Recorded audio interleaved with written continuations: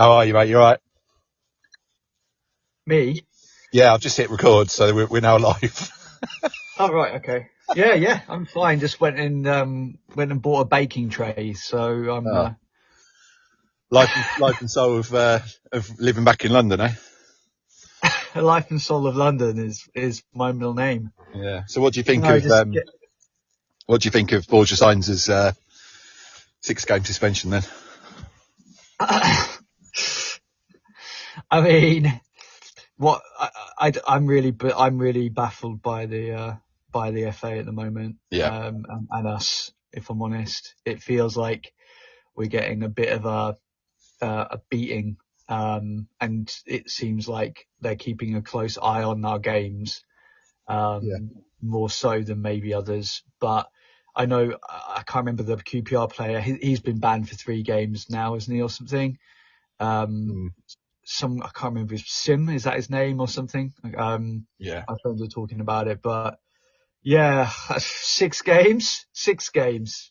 Yeah, it seems excessive, doesn't it? I mean, for me, I can't condone McLean was excessive. Yeah, true. I think that was more excessive, really, than this instance. But I think he's been marked kind of out of games of late anyway. Yeah. So that's literally the only like cloud the only silver lining I can see in the cloud. No, definitely. So we've got Jon Watering joining us today. Hi, John. Hello, how you doing? Yeah, good. Thanks for coming on first and foremost. That's all right. Absolute pleasure. We've obviously we've known each other for a few years, haven't we? This is Morgan, who's very kindly stepped into the fold now as my co-host. So I don't know. Hello, Morgan, you all right? Yeah, I'm good. I was saying to Jez, I've just come back from buying a baking tray, so apologies for being a bit late. A baking tray, cool, living the dream.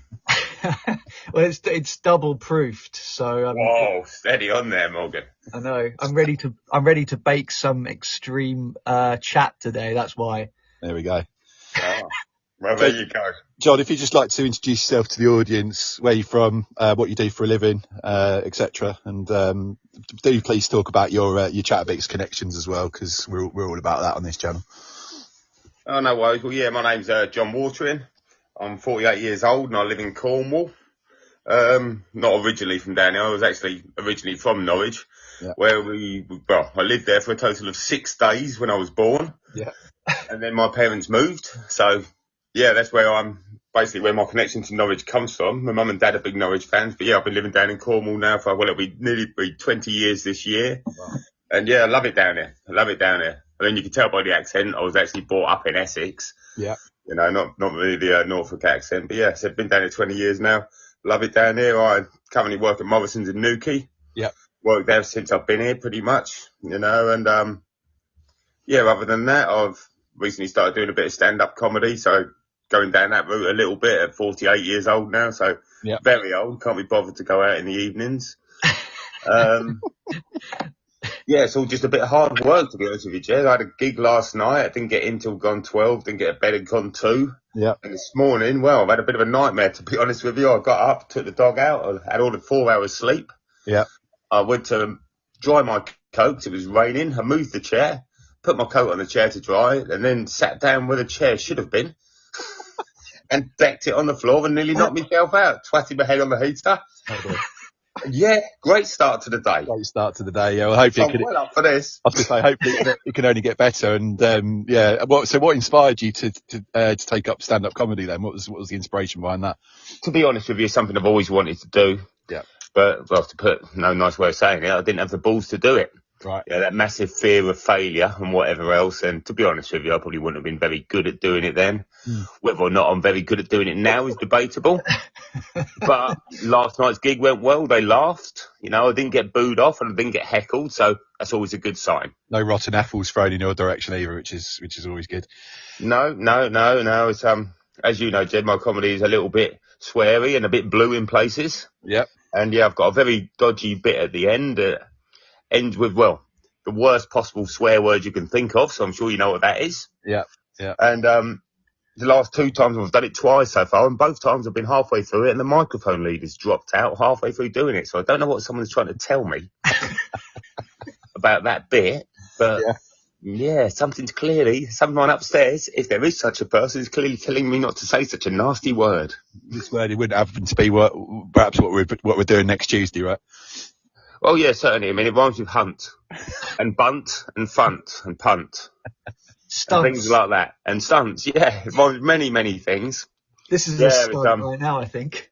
I think we know what word I'm talking about. Definitely.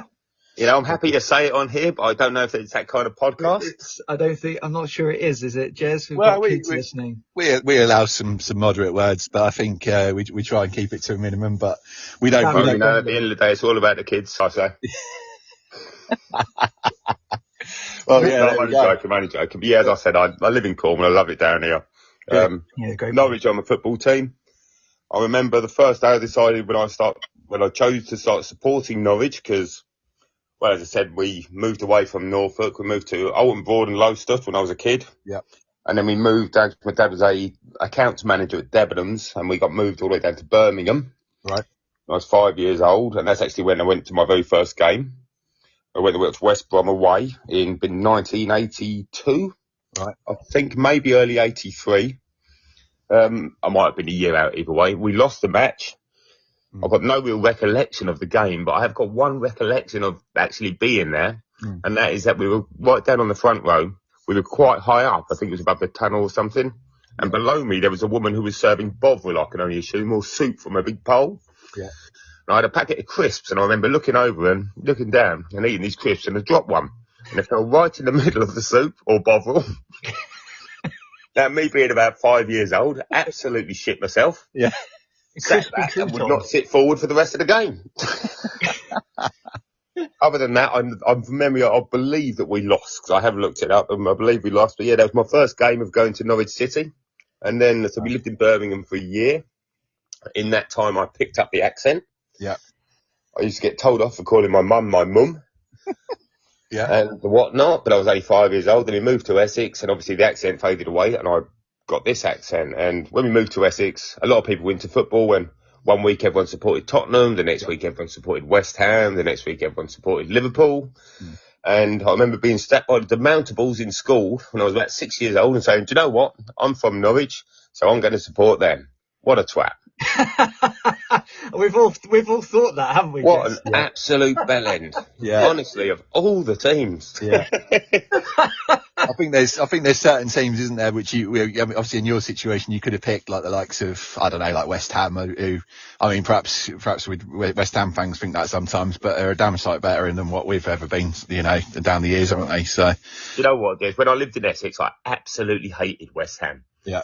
Because there's so many West Ham fans around there. Yeah, there are. Yeah. Anyway, now I've moved to Cornwall. I know one West Ham fan, and I've got no problem with them. What?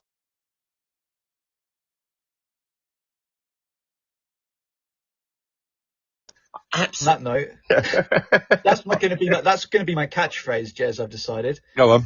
On that note. On that note, that's a rubbish catchphrase, Morgan. I know. I'm just sounding it out. Well, Morgan, I don't feel right saying. I think it's only fair that me and you clear the air here, because when Jez was originally talking about being a podcast, he said to me about doing it, being his co-host. I was like, I don't really know. I'm not too sure. All right. So yeah, essentially, you are my replacement. Yeah. You know, so I feel that's what you got to think. You've been subbed in to try and make a difference to the match. It's because I knew you were pursuing this stand-up comedy career, John. Oh, it's not just that, was it, Jez? Come on. I just knew you wouldn't have the time. So I suppose we should jump into some of the questions that I've set. Yeah, we can do. I've got to be a bit honest here. And now, obviously, I had a gig last night, and I've been fairly busy this week. And I've glanced at the questions, but I've written absolutely no notes whatsoever. Oh, you'll be all right. Yeah, to be honest, we will be. You know? Yeah, we just wing it anyway. To be honest, John. So we'll be absolutely fine with this. So, this is very official now. This sounds very official, doesn't it? It's number one. Yeah. What is the best Norwich City away day experience you've had? Well, I actually prefer going to away games and home games. Yeah. Yeah. Because I like the us against them mentality of it. Yeah, well, the atmosphere is always better, isn't it? I think. Yeah, that's it. I mean, Norwich folk can be subdued at the best of times. Yeah. And Carrow Road can be somewhat quiet, whereas when you're in the away fans, you do properly have it. You know, it's I remember, I think one early memory, one of my away games I went to see Brighton away when they played at the Withdean Stadium. Oh, wow. And that was interesting, you know, singing songs such as My Garden Shed is Bigger Than This. Yeah. To the fans and whatever else. And it was a truly, I don't know if you ever went to the ground, but it was awful. No, we actually had a guest on a week or so ago who was from a Brighton supporter, and he was sort of talking about the club and how far it's sort of come. I've never been. I never went to the old stadium. There's no. Well, one side was essentially a grass hill. Yeah. Yeah, we were essentially in scaffolding with boards on it to sit on from memory. There was one stand with a cover on it, and we kept singing "Sing Up the Bike Shed" and whatever else. But no, it was. I enjoyed that one, but probably my best one was, I think, it was Cameron Jerome's first game. It was away at Cardiff. Yeah. When we were 2-0 down at half time, and we went on to win 4-2. I remember that. Now, I actually took my middle son, Liam, who's 26 now. He weren't then. I took him to watch it, and he's there, and I said, come on. So I was trying to make him into a Norwich fan, and obviously we got absolutely dicked in the first half, and we're 2-0 down. He's like, I don't know if I'm going to support these. And I'm like, sod off, Liam, yes you are. You know, you've got absolutely no choice. But yeah, obviously then we brought on Cameron Jerome for the second half, and we won 4-2. Yeah. Now, sadly, Liam is still not a Norwich fan, but I tried. Who does he support, John? Well, he's not actually from Norwich. He's not actually from my testicles either. I'm actually his stepdad.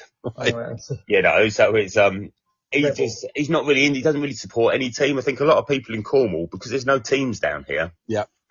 No one from Cornwall really, you know, unless you've moved down here, the people who were born down here, they don't really support It's Exeter and Plymouth, isn't it? The closest. Yeah, Exeter or Plymouth's the closest one. And I honestly don't think that anyone really supports Plymouth. No. Because I think what it is everyone from Cornwall just goes up to watch a match.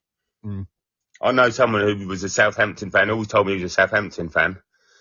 Then he got a season ticket for Plymouth, and he said, well, I'm always been a Plymouth fan. I said, I thought you were Southampton. He went, well, no, I'm Plymouth really. He said, but they're rubbish. So you know, I don't really believe that anyone truly supports Plymouth. Right. Especially not, during Wayne Rooney anyway. No, and I mean, as well as that is, John, I remember the first and maybe the only time we've ever met was at Plymouth, wasn't it? And we all know what happened in that game. That was interesting. Yeah, it was my first game I'd been to for a while, got to be honest, because obviously I live absolutely bloody miles away from everywhere in Cornwall. Yeah. And I got a ticket to go and travelled up there. Obviously, we were 2-0 down quite early on and getting absolutely destroyed in the first half. Yeah. Doing the typical Norwich thing, you know, when they attack, we just kind of back off and let them have a shot and score. Yeah. Then obviously they went 2-0 up, and I think it got to about 41, 42 minutes. And I was like, right, okay, I'm going to nip to the loo before the rush gets. So I had a few beers on the train up there. Because that's the other thing. I've always driven up to Norwich and gone to watch them, so I've never actually been able to have a beer during the match. Yeah. You know, and I like a beer. I do. In fact, I like quite a lot of beer. But so I'd had like 4 cans on the train, and I'd gone up into Spoons beforehand, and I'd had a pint in there. So I was like feeling nice and lubricated, shall we say. All ready to watch as absolutely stuffed Plymouth, and it obviously weren't going to plan. So I thought, well, I'm going to go and nip to the toilet now. Nip to the toilet. As I was walking down to the toilet, so I heard them score the third goal. Yeah. I heard the cheer, and I thought, bollocks. So I went into the toilet, had a wee, washed my hands, walked out the toilet, and they scored the 4th goal. So I didn't even bother walking back up the steps. I just went straight to the bar and got a couple of pints. And obviously then Jez saw you again, and we had a little chat. Yeah. And then went back up to the second half. We done a bit better in the second half, but we were, never really in it, to be honest, were we? Let's be honest. No, I think we were a bit shell-shocked, weren't we? I remember glancing in your direction, actually. I think you just come out of the toilet by that point, and we both heard the cheer of that. And I looked at you and I thought, what's just happened there? Well, 4-0 down away at Plymouth. I mean, but if you look at our actual record at home park, at their place, it's something daft like we've only won. I think it's 10 games out of 40. Wow. It's honestly, I mean, that's not the exact figures, but it was, when I looked, I was absolutely shocked. And can I say that at the time, my actually only biological son decided to be a Plymouth fan. What a prick. Yeah. Yeah. Hey, of all the cheek of it, thankfully that was only a short-lived phase, and he doesn't really care about football anyway, but Well, we both. Yeah. We both Interestingly listened. enough, because I said about taking Liam to his first game, because I've got another stepson as well, Dylan, but he's just not interested in football at all, so he's never keen to go. Right. But Charlie, my son Charlie, his actual first game was the playoff final at Wembley. Oh, that's a pretty good first game, isn't it? It's a pretty good first game, and we saw the goals in the first half. But in the first half, he went for 3 wheeze and a poo. And Because he was so excited. He was 6 years old, so I couldn't leave him. I had to go with him. Yeah. Right. And you know, when you're up there, it's like, you're joking. What are you doing to me? And then was this the playoff final where you basically stripped down to just your pants and socks? It certainly was. Let's hear about that then. So how did that come about? Well, that came about, well, basically, that would have been 10 years ago, pretty much. In 2 months, it'll be 10 years when that all began. Mm-hmm. And that all started when Alex Neil came to the club. Yeah.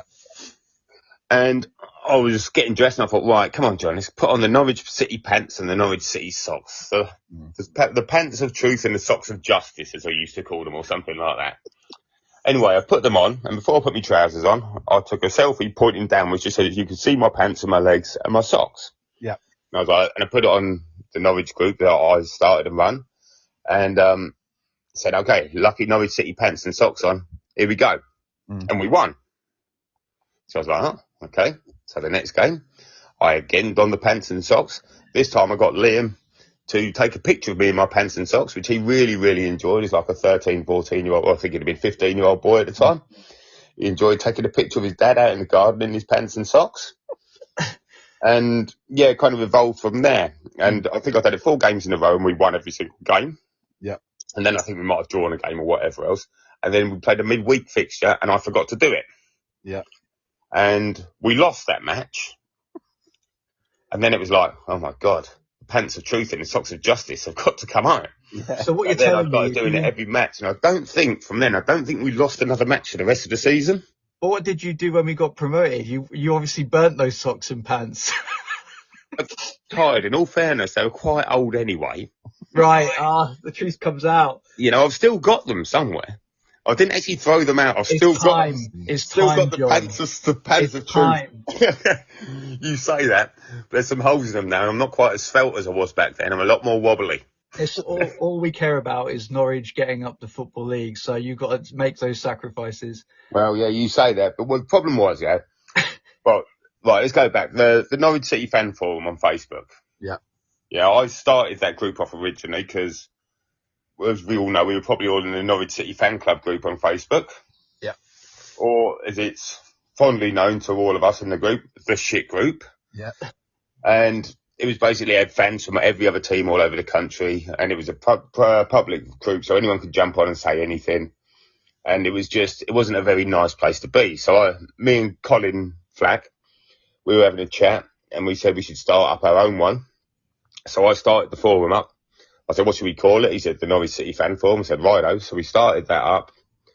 And then we started posting links to our group in the shit group. I then got banned from the shit group. Yeah. Now, this was a group that had shit fans in. Fans of every other club. And I got banned. So then we started a public Facebook campaign to get me back into the shit group. Yeah. Which worked. I eventually got back in the shit group, then spammed the shit out of it with the forum. Yeah. Because we made it, well, basically we wanted to be the only Norwich-only group on Facebook, because there wasn't one at the time. And we did that, and we used to vet every applicant. We'd go on with, I had 3 or 4 admins, all who'd been in the chat about discussing it and starting it off. And then everyone who applied, we went through their profile, and we searched back quite a while, and we checked there was a connection with Norwich. We checked they were a Norwich team, a Norwich fan as such. And if there was no connection or anything, they didn't get in. Unless they were vouched for by another member who we knew was a Norwich fan. Yeah. And, yeah, so we built it up from there. And that's obviously, that led on to doing the Lucky Pants and Socks. Yeah, right. And the reason it was a bit of a pain when I was doing it was every single week I'd done it, I'd get reported to Facebook. Because a member of my group that I started was saying that I was posting pictures of nudity. Now, never at any time was there any testicle or penis on show. No. Now, I must admit there was one lucky Well, it was literally a lucky sock pick where said items were just in a Norwich City sock, but I wasn't naked.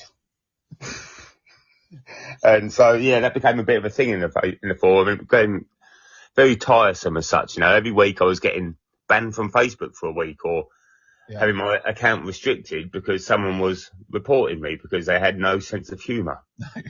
Clearly. And obviously the pants and socks, if you don't know Morgan, I don't know if you're in the forum at all.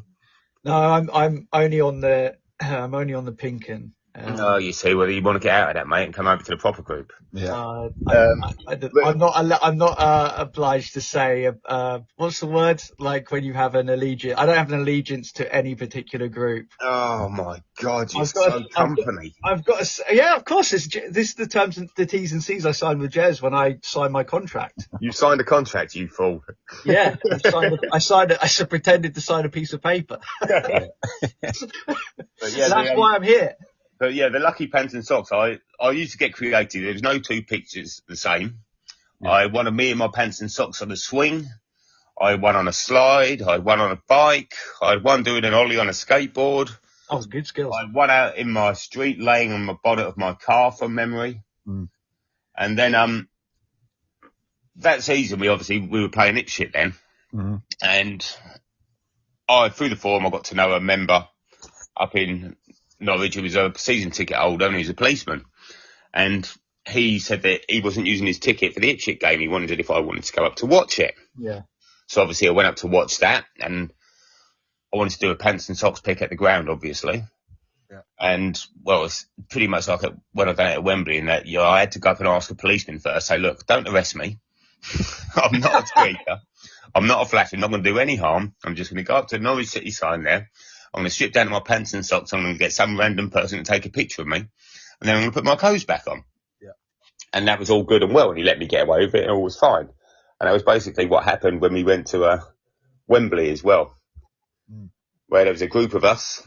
And I was including my 6-year-old son and my dad, who had to circle me when I stripped down to my pants and socks. And I went up to the Bobby Moore statue. I essentially kicked away a woman Middlesbrough supporter who was about to have a picture taken. And if you see the picture, as you look at the picture, to the right of the picture, she stood there staring at me like, what the hell are you doing? Yeah. And I'm there in my pants and my socks in front of thousands of people. Brilliant. And funnily enough, the Norwich fans didn't really do much. The Middlesbrough fans loved it. That's typical Norwich fans, not just laying down and sort of taking it. It really is. Can we move on from the socks and the pants? Is that all right? Yeah, to be honest with you, I'm a bit upset. I quite like talking about my socks and pants. I suppose we've sort of touched on some of these already, but who's been your most underrated player in Norwich history? I love that. That's a good question, Jez. Good question. Yes. In Norwich history, it's tough because there's always some people who like certain players and some people who don't like other players. To be honest with you, I couldn't really think of anyone that stood out. But at this moment, I honestly feel like Kenny McLean gets a really bad rap. Yeah, I mean, right now, I'd agree with that. And I think that's totally out of order. When we actually lost him for a bit, I just think we suffered when we put him back in defence. Yeah. Because that wasn't his position. But in all fairness, even Norwich defenders, I don't think it's their position. They've never have been. We've never had good defenders. We've had one or two, but it's been like we've had a good left back, we've had a good right back, or we've had a good centre back. We've never had a good solid defensive line for years and years and years that I can recall.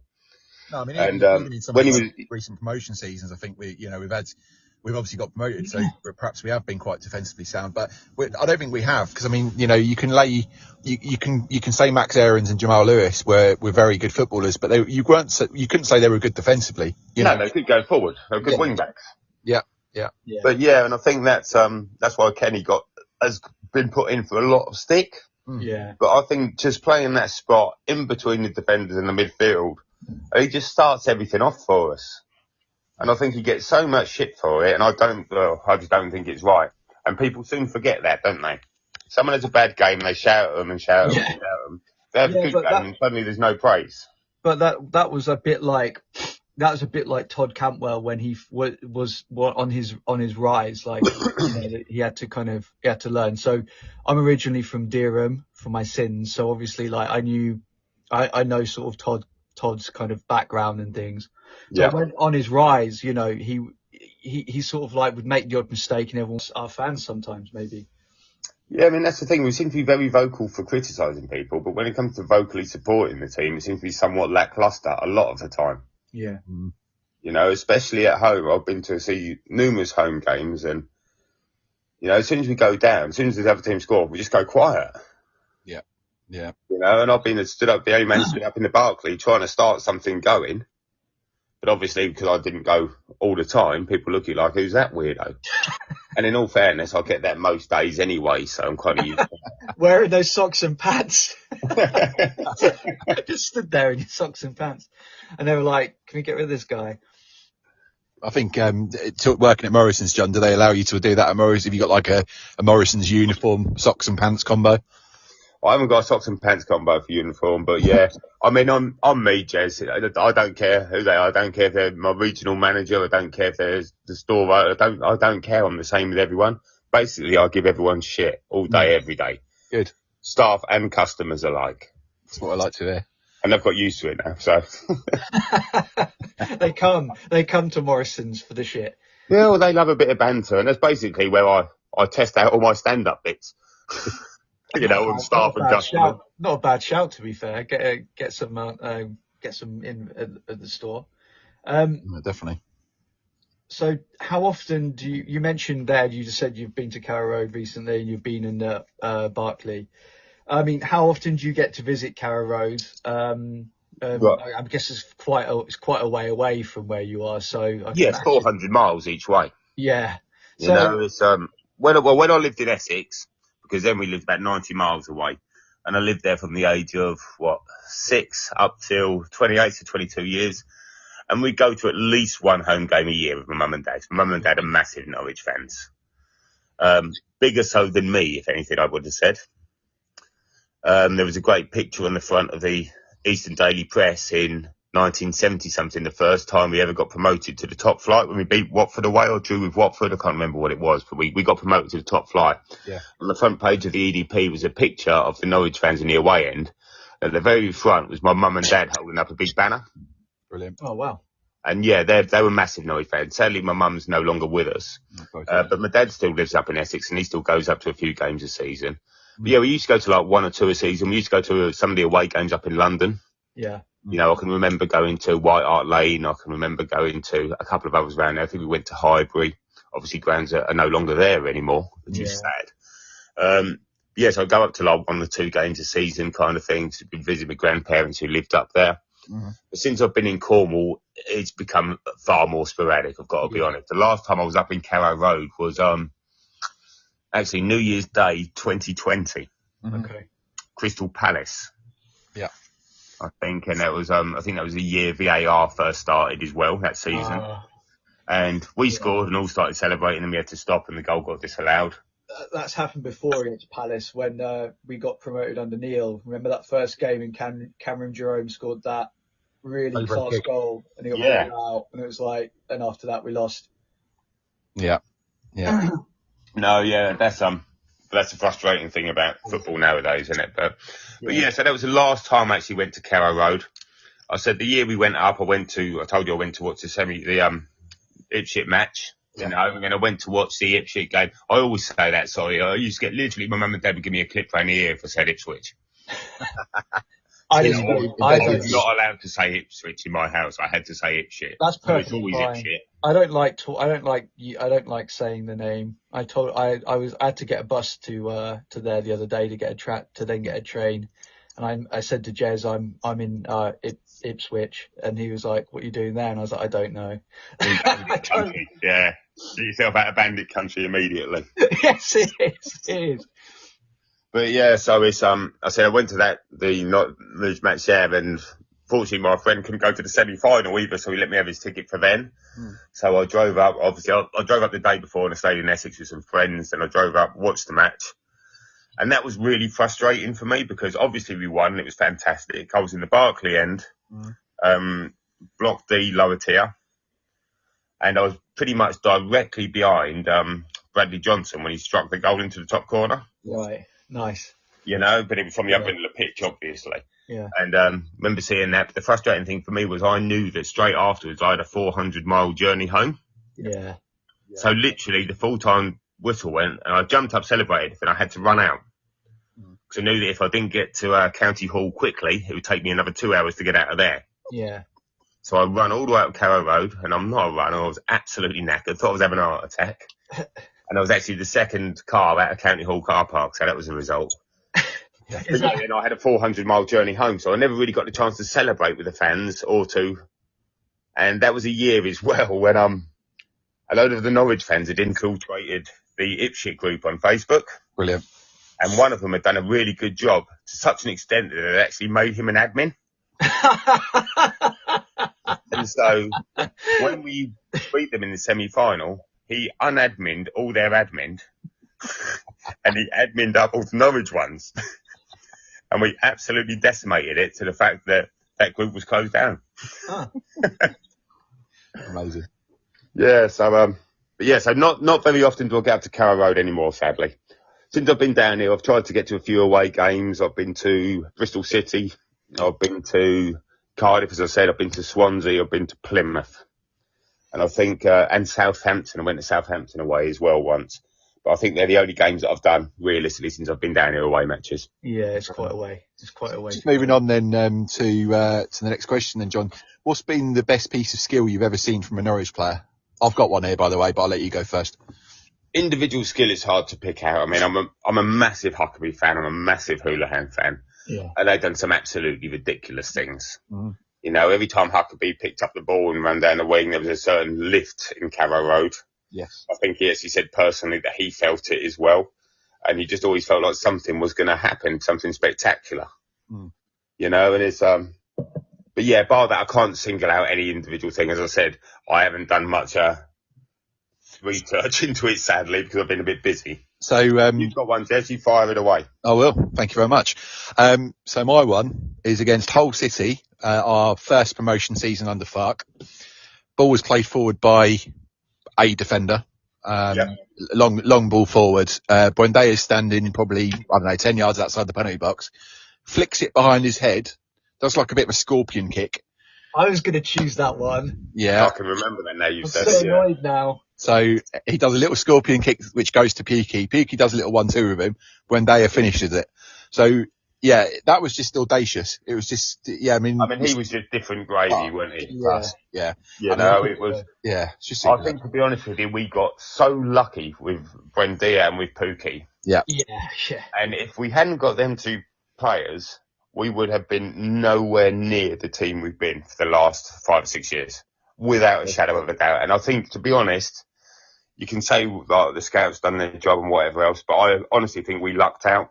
Yeah, I think so. I mean, you know, what do we buy Buendia for? Less than 2 million, and we sold him for 35 million. So, yeah, not only did we get him as a player for 2 or 3 years, and got the benefit of that, you know, particularly in that second promotion season, I felt he was instrumental, to the way that we played. And, you know, equally, and sorry if you were going to pick this one as well, Morgan, but that goal against Bristol City where, you know, again, a ball forward from defender, the way he's brought that out the sky. Yeah. From he's come over his head as well, and he just brought that the sky, and then it's just brilliant. And you know, he was a massive part to that era, I suppose, of Norwich City. Well, that's it, and it's like Signs is now, isn't it? Yeah. You know, without him this season, we would really be struggling.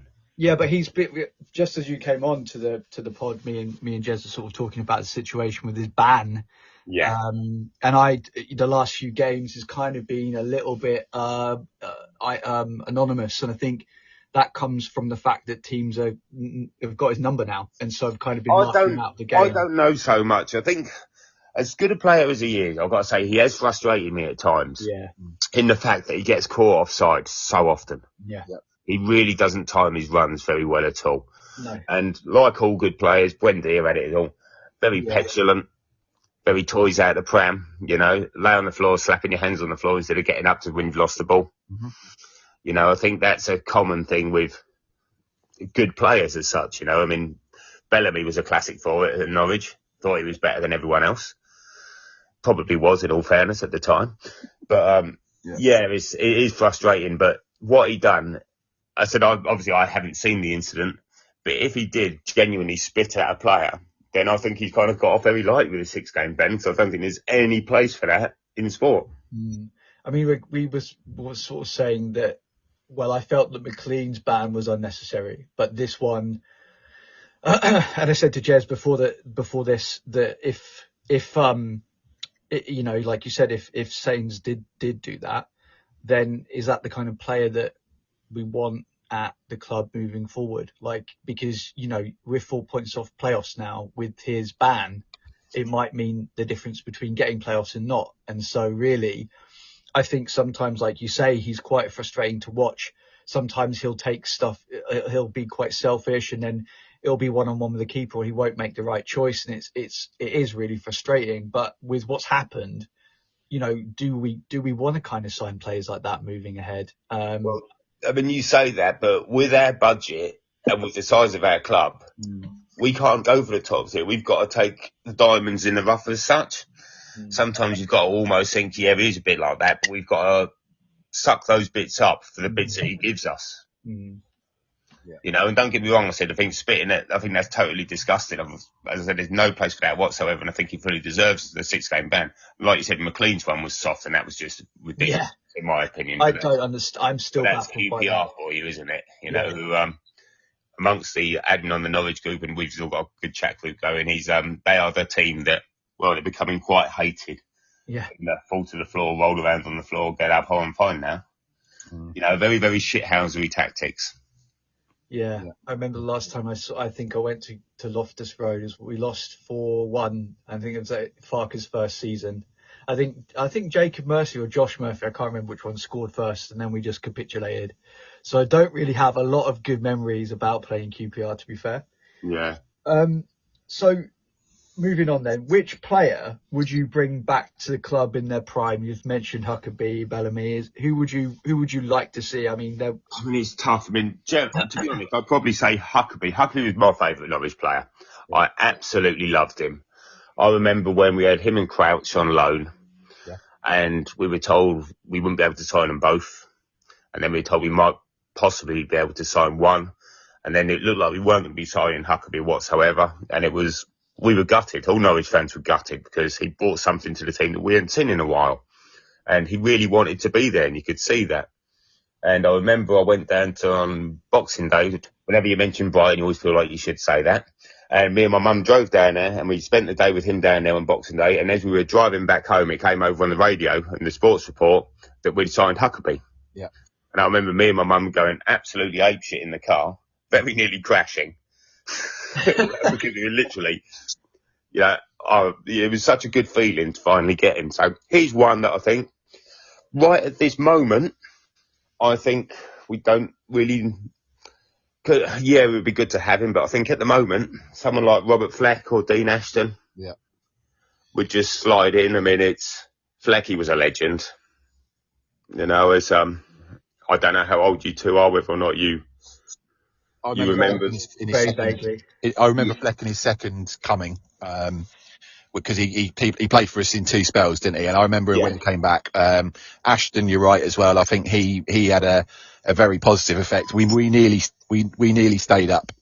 I mean, Ashton for me was one of the most naturally gifted strikers, and I honestly think without his injuries, he'd have got on to be really up there in the all-time England goal scorers. I do firmly believe that. Great. You guys have both gone for forwards, but I would say Tetty. Yeah. I mean, I love Tetty. I love Tetty. He wasn't the best player in the world. But he could observe stuff and break up play, and you know, when he was on form, and I know that he almost had that second spring with Farker, and he was great. But we haven't had anyone like that since he's gone, and it's shown. Yeah, it's as I said, I don't think he was the most technically gifted player, but some of the goals he scored were absolute bangers, which is always nice. And I think that he was one of the ones that the fans loved because he loved being at the club, very much like Hernandez now. Yeah. You know, we know Ono's not great, but you know that he's going to come on and he's going to try his absolute arse off to try and get a goal for you, or try and do something and make something happen. I just wish there was a part of me that I know it's the Norwich way, but we sometimes just leak goals, and I think that's my defensive midfield kind of mindset coming in. But yeah, no. I mean, if you're talking midfield as well, I've got to throw in Ian Crook. Yeah. Because there was, I don't know if you know about him, but he actually came to us. I think he came to us from Tottenham. Yeah. And at Tottenham, he was actually Glenn Hoddle's understudy. Mm. So obviously he was never going to get much game time. But I don't honestly think we've seen a better passer at Carrow Road in my time. No. He could literally put it on a sixpence from the other end of the ground. It was unbelievable to watch. He was a fantastic free kick taker as well. Yeah. And I think, someone like that could just unlock teams with a long ball through, which I think sometimes we're missing, especially nowadays. Mm. With their tippity-tappities mess around with it at the back, which I think frustrates numerous Norwich fans. I understand the logic behind it. Yes, there's more goals scored like that and whatever else, but we are not Brazil. No. And we have been so calamitous at giving away the ball in such silly places. Mm. I just wish we could play it a bit more quicker and a bit more free. I think that it is reminiscent of Farke's first season, I feel, and it is a bit sideways and a bit lateral. And I do get why we're trying to find that the chink in the armour, as it were. But I do understand where you're coming from in terms of just trying to get the ball up the pitch. I mean, don't get me wrong. When we do it, if the other team aren't pressing us, we're fine. Yeah. But if the other team press us, everyone knows what to do now. If they press us, we are absolutely knackered. We look in trouble every single time. And as Norwich know, we've said about defenders, our defenders aren't great. Historically, we've not had great defenders, and you just feel like they've always got that calamity in them. Yeah. Grant Hanley's classic for it. I think he's a good defender. I think he's a good player. But every now and again he just does something. You think, why on earth have you done that? Yeah. Head in hands job. Yeah. And as a Norwich fan, there seems to be a lot of that. No, definitely. So moving on then to the next question. What's your funniest memory as a Norwich fan? Oh, my funniest memory. Again, going to Brighton away was fantastic. I think that was one of my early away games as a grown-up, as an adult. Yeah. Like really seeing the mentality of us v them and just having a good laugh. And all the Brighton fans were cracking after the game. You could walk around in your Norwich shirt. There was never any animosity, even though we won. Yeah. But again, I probably have to go back to the playoff final. Yeah. And we walked out after the playoff final, and I was with my son, who was 6 at the time, and my dad, who was a damn sight older than 6. And we were walking along, and obviously all the Norwich fans were leaving the ground, and everyone was very subdued, as Norwich fans are. Yeah. All the Borough fans were singing, and all the Norwich fans were being really quiet. And so I was like, and all the Borough fans said, well, why aren't you not singing? So I tried to sing a bit. Obviously then got threatened to be stabbed by a Middlesbrough fan. Fun. I told him to fuck off in no uncertain terms, basically. Mm-hmm. I was with my 6-year-old son, for God's sake. What's he going to do? But on the train on the way back, so I drove up to Watford to meet up with Colin. And we got the train in from there. There was a big group of us from the Norwich Forum. And we got on the train on the way back to Watford. And there was like 5 or 6 of us at one end, Norwich fans. And there must have been 30 Borough fans on it. Brilliant. And so we're sitting there and thinking, oh, here we go. So they started all shouting and chanting at us. I've looked around, and all the other Norwich fans would be all just like sitting at the floor. So I've just stood up and started giving them a bit back. You're going home for a pint of gravy and all of this. Yeah. And we just had a really good banter, and it was really fun for about 20 minutes. We sung backwards and forwards to each other. Then I got off the train, they all shook my hand, and all had a good chat to them. It was lovely. Yeah, that was probably my funniest moment, in all fairness. It was good fun, that. Do you have any traditions that keep you connected to the club when you're away, as you are? Well, obviously my traditions used to be my lucky pants and socks. Yes. But bar that, I've got to be honest, I'm not as into football nowadays as I used to be. Mm-hmm. And a lot of that is because of the way football is now. I hate Sky for what they've done to the game. I think the Premier League has totally ruined football as we know it. Yes, you might see slightly better standard, but it's not the game I fell in love with as a kid. Yeah. The physical aspect of it. I mean, it's literally now you touch it. It's a physical sport. It's a contact sport. Nowadays, you put your hand on someone, they fall down. It's a free kick. And I do get somewhat fed up with that. And it's one of the reasons why I actually prefer and I know a lot of fans are going to say to a lot of fans are going to give you a little bit of shit about this. At this moment, I would rather be in the Championship than be in the Premier League. Mm. And not just because we can't compete, but because of the fact that it's just more fun, and it's more the football that I used to see as I was a kid. And you see like lots of 5-4s and things like that. But yeah, I'll always have a connection to the club because, as I said, my mum and dad were big Norwich fans. To such an extent that I think I was 14 years old living in Essex, and I got the bus into town with my mates into Chelmsford, and we got the bus back later on that day. As I'm walking down the road, I see my dad outside the front of my house painting the garage yellow and green stripes. And it was then that I noticed that he'd painted the windowsills, one green and the next one yellow. And the front door was also painted yellow and green. Brilliant.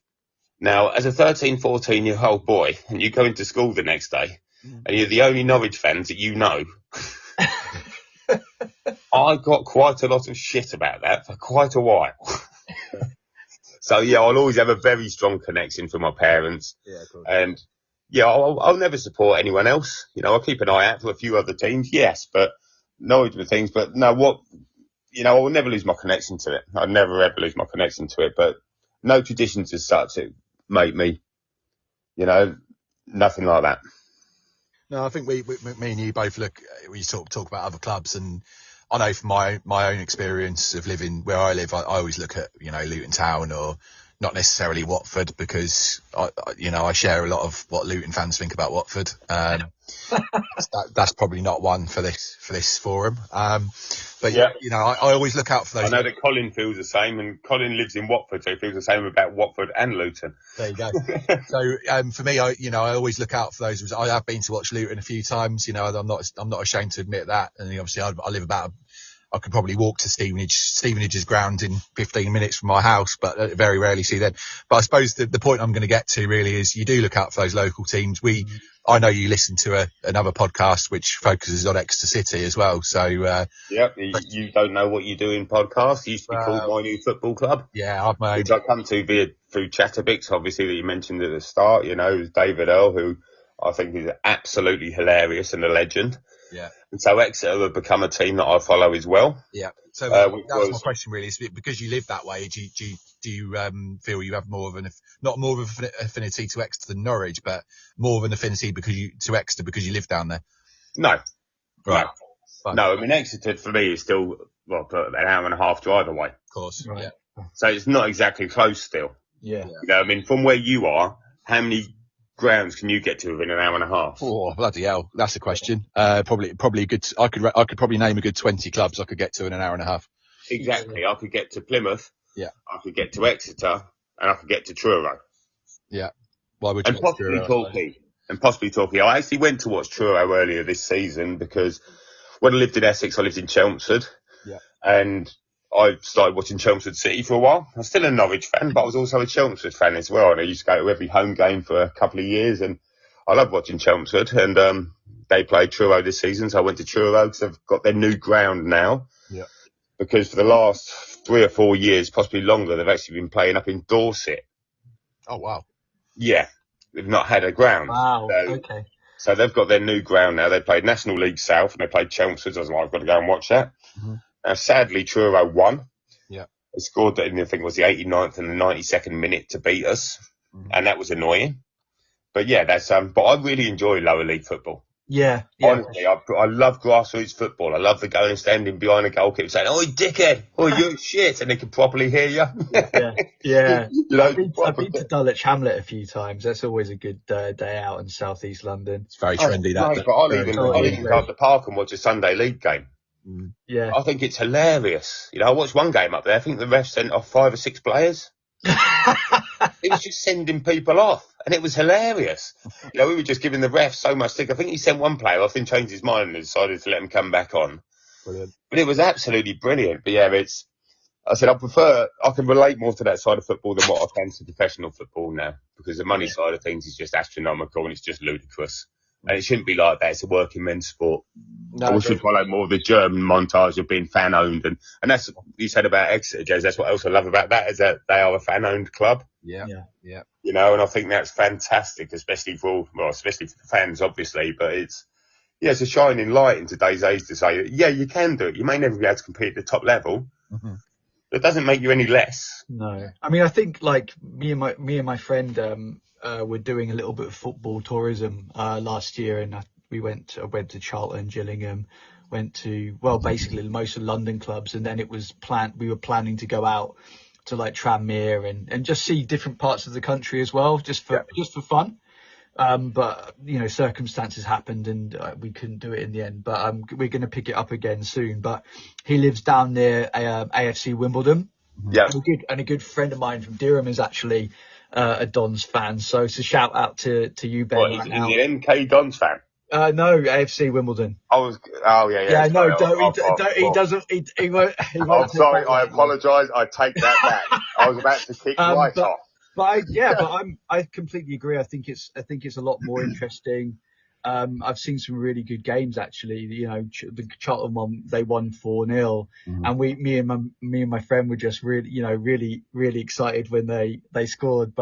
And also sometimes you by proxy you end up seeing like Norwich loan players because they're in the lower leagues, and then you're like, oh, that guy, he's from our academy. I saw John Tompkinson play for Bradford City against Gillingham, but I think it's quite interesting to come across our players on loan and see just how they're doing, and go to these new grounds and see these new places. And I think it's a lot more fun than just going out to, I don't know, the Emirates or the Hotspur Stadium, and it's just basically like they're very soulless. They are very soulless, and it's the nature nowadays, isn't it? It's these big bowls, build them out of town near motorways so everyone can get them.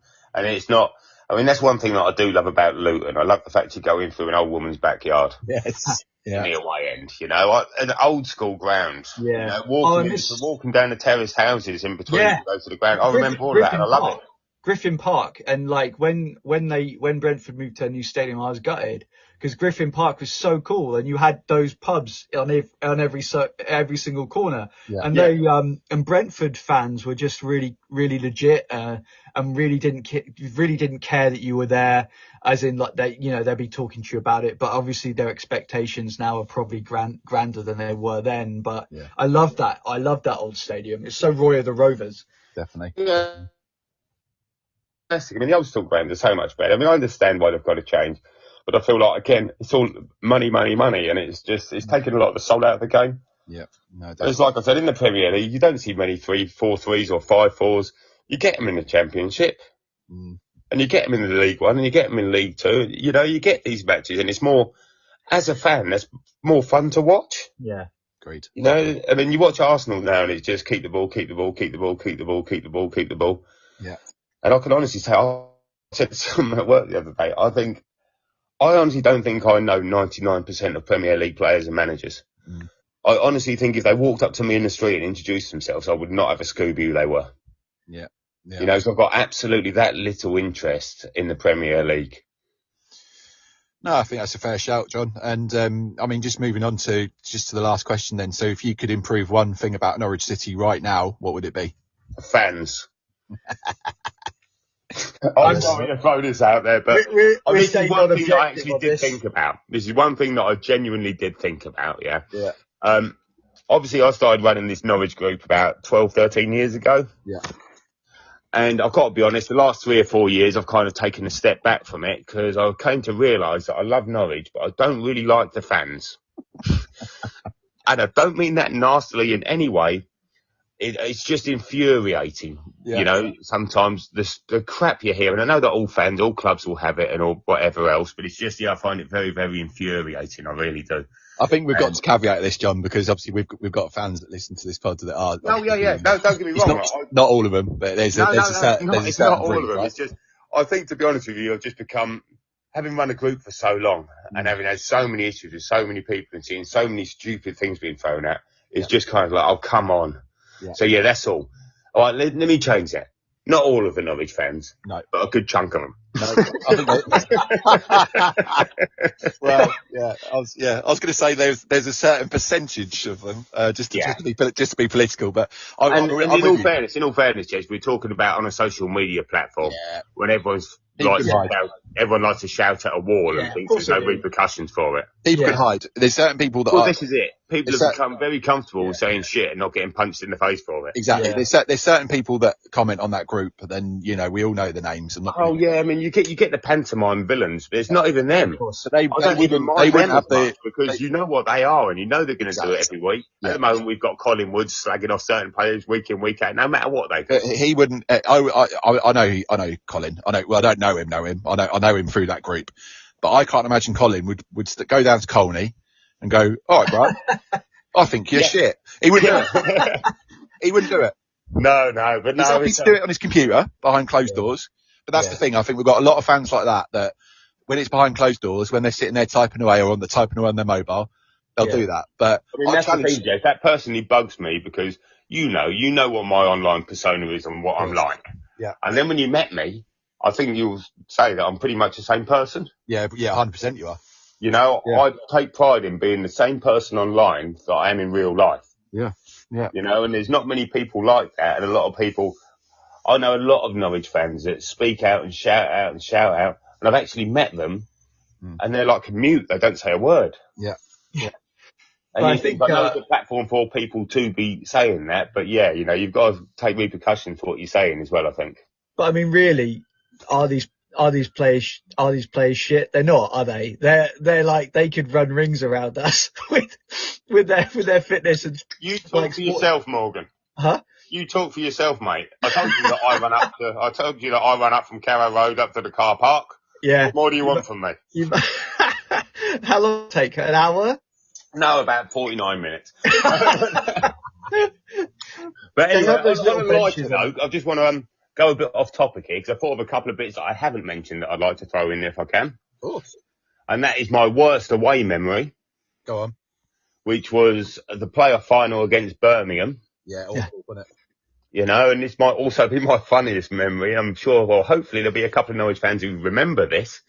In that I went with my mum, and my dad came along as well. Obviously, they weren't together at the time, but my mum was a massive Norwich fan. Yes. In fact, to jump away from that story for a minute, this is how much of a Norwich fan my mum was. Yeah. When her parents died, she told us that she was actually adopted. Right. Yeah. Now, we never knew this at the time. And my mum wanted to find out more about her birth family. Yeah. And her one biggest fear was finding out she was born in Ipswich. Honestly, she was an absolute nervous wreck about this. Yeah. And when they actually find out where she was born, would you believe it was above the fish and chip shop on Carrow Road? Fantastic. No. Gospel truth. She was born above the fish and chip shop on Carrow Road. What story that is, mate. It was a sign, was it? So this is obviously, my mum holds a special place in my heart, obviously, because she's no longer here. But obviously she's my mum as well, and she was such a massive Norwich fan. I feel it only fair to say that. But going back to Cardiff. So we went to Cardiff with my mum. We caught the train down. Yeah. Now, obviously, I said I'd never been able to watch Norwich and had a drink. We had caught the train down, so this was the first time I'd ever been able to do that. Mm-hmm. And I think, was it 2002? Yeah, 2002. 2002. So I'd have been, 26 years old, 26 years old. I remember going to the Yates' pub, which was a Norwich pub outside the ground. Yeah. And we watched the match and went to penalties. And I don't even think we hit the target with one of our penalties. Yeah. It was an absolute awful penalty taker. And I frog marched my mum out of the ground. And we marched to the platform, to the station, and we got on the train. Now, my dad was 5 minutes behind us, and he missed the train, and he ended up stuck at Cardiff for over 2 hours waiting for a train. So it was something that happened. Mm. So me and my mum were on the first train back to London, and I'm pissed up. And as I said, I'm not like most Norwich fans in that when we lose or when we've lost, I try to sing even more and get behind the boys. Yeah. So I'm on the Norwich train. I'm like, come on, lads, we may have lost, but come on, next season we're going to start singing. And I sing pretty much all the way back to Liverpool Street. Mm-hmm. All the way back to London on the train, I'm singing. And I'm driving. The Norwich fans are telling me to shut up. I'm getting grief off all of them. My mum's just looking at the floor with her head in her hands, and I'm just singing. Yeah. We get back to London, and I get off the train, And then everyone's like, thank God for that. You know, we then walk through the train station and we get on the train at Liverpool Street because obviously we lived in Chelmsford. Yeah. Now, unfortunately for the Norwich fans, from Liverpool Street to Chelmsford then goes on to Norwich. So the fans had me from Liverpool Street back to Chelmsford singing all the way again. Yeah. And I'd love to know if there was anybody there that actually heard that, who actually remembers it, because, yeah, I'm sure I annoyed a lot of people. Is that why your voice is so deep now? No, it's so deep because I'm just very manly. I'm a natural born town crier, Morgan. Right, okay. I'm just born in the wrong era. Yeah. I've got a good voice for darts. I've got a great voice for announcing like boxers and fights and things like that. But yeah, no, I've just got a big natural deep voice. You know, I project. I can't be quiet. Yeah. I've never been able to whisper, and my son's inherited that from me, and that he gets told off when he was at school all the time. So everyone talks, Dad, and I say something, and I'm the one who gets told off. I'm like, yeah, unfortunately, son, you've got my voice, and it does just carry. You know, there's nothing we can do about that. It is what it is. But yeah, anyway, so that was always good fun. And something else I'd like to just say is that obviously we touched on Farker a couple of times, and I loved it when he came and I thought he was great. Yeah. But I'd like it publicly known that I was the one who wrote Fark Life. Yes. This is gospel truth. Yeah. Oh. I said on the mid-chat, I said, I think we should say Fark Life. I didn't know it was Farker at the time. Yeah. And I actually wrote lyrics for it. I mentioned it on the forum. Surely it's got to be Fark Life. I put a post up about it. And I took a screenshot of it and everyone's like, that's great. And someone said, yeah, I can imagine it, all the Germans. And I was like, yeah, exactly. I said, I've got that actually written down, all the Germans, so many Germans. Yeah. And then that started getting sung at Carrow Road. Probably my proudest moment. Yeah. I'm not going to lie. You know, when you hear it being sung, it's like, and then obviously everyone came out of the woodwork and said that they were the ones who wrote it. But I did have the screenshot from when it was very first done and no one else had won sooner. So yeah. Bollocks to the lot of you. I wrote it. Jez has said to me that he wants the podcast theme tune vocally sung at Carrow Road. That's his dream, isn't it, Jez? To get that in a Welsh choir style. Yeah, definitely. Yeah, that would be. I mean, even Jon. John could do it, couldn't he? He's got a bit of a tenor type thing. Yeah, he has a bit of a baritone. Yeah, exactly, baritone. However, I can't sing for shit. Oh. As everyone on that train will be testimony to. You know, I can shout, I can talk, I'm very good at talking, but when it comes to singing, not so much. Brilliant. But yeah, so that was me. I wrote Fark Life, no matter what anyone else says about it. And it's just quite funny because over the next few months when it started coming out and singing it, so many people tried to claim it. Yeah. So many people, and people were messaging me saying, no, I wrote it. I said, when did you write it? And they'd say a date, and I'd show them a screenshot of me where I'd done it like 3 weeks before. That's so good. So yeah. Right, okay, so let's finish off with some predictions then. So before Morgan signs off spectacularly well, like he did on our last show, I will predict. Right, so we'll start with the game this weekend. So we've got Brighton in the FA Cup. John, I'll let you go first. I can't remember. Are we away? We are at home. We are at home. I've got to be honest. Brighton, I think they'll field a fairly strong side. Yeah. And I think with the loss of signs, I think we're going to struggle with our attacking prowess. I know we started scoring a few more goals, but obviously we're lacking, or Sargent might possibly get a run out, I hear. Yeah. But yeah, I'm going to say 3-1 Brighton. Morgan? I'm not going to change my tune from our chat with Lincoln last week. I think 3-0 Brighton. And I'll stick with my Desmond 2-2. And then win on pens, right? And then win on pens, yeah. So I'll tell you, did it go straight to penalties now? I don't know. I think there still is extra time with the FA Cup. No, I forgot about that. So I was just about to say, last thing we need is more people playing because it gives us more people to get banned, doesn't it? Exactly, yeah. It's very true. We don't need any extra bloody games. We're dropping like flies as it is. Exactly. And so the next question or next prediction is where you think we're going to finish this season, John? I said at the start of the season, mid-table. Yeah. I think 8th would be a good place to go for, to be totally honest. Yeah. I think it's going to take, and I think we possibly have that for another 2-3 years. We might push playoffs, but I don't think we've got enough in us this season. Okay. Morgan? Yeah, I think pretty much the same as John. I think we sort of we'll tickle playoffs, but not quite make it. And like Jon just said, I think this might be a bit of a long-term project. I'm going to go with 14th, but I don't think that it will be. I don't think it'll be that long term. I think next season will be the one. I think next season. Are you a Norwich fan? Did you say, Jez? I am indeed. Yes. 14. Yeah, born and bred. Born and bred. 14. I'd love to be more optimistic than that, but I just don't think we're consistent enough. And I think I said me saying 8th. I said that was being hopeful. I said mid-table 10th would be where I think, but I think we can get to 8th, but I don't think we really could get any higher. No, definitely. So, without further ado, over to you, Morgan, for the sign-off. What is the sign-off?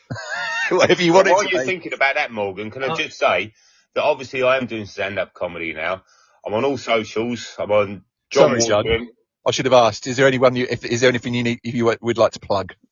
Yeah, I mean, just basically, if people would like to give me a follow on social media, it would help. Yeah. I'm on Instagram as Jon Watering Comedy, and it's John without an H, and it's watering as in watering can, because if anyone can, Jon Watering can. That was good. I'm also on YouTube. I've got a YouTube channel, which is Jon Watering Comedy, where I've got up some of my stand-up sets. Yeah. Now, obviously, bear in mind, I have only not even been doing it a year yet. I've done a handful of gigs. And yeah, it is what it is. But yeah, any support people could give me would be great. And other than that, if anyone wants to give me any money, I'll always happily receive it. Good. Cool. Thanks, Jon. So it's been Beyond the Barclay with fellow Norwich fan Jon Watering, the comedian. I've been Morgan Hewitt. Jez. I've been Jez Davies. I've been Jon Watering. Thanks, Jon. And likewise, I'm going to put a plug out for our usual.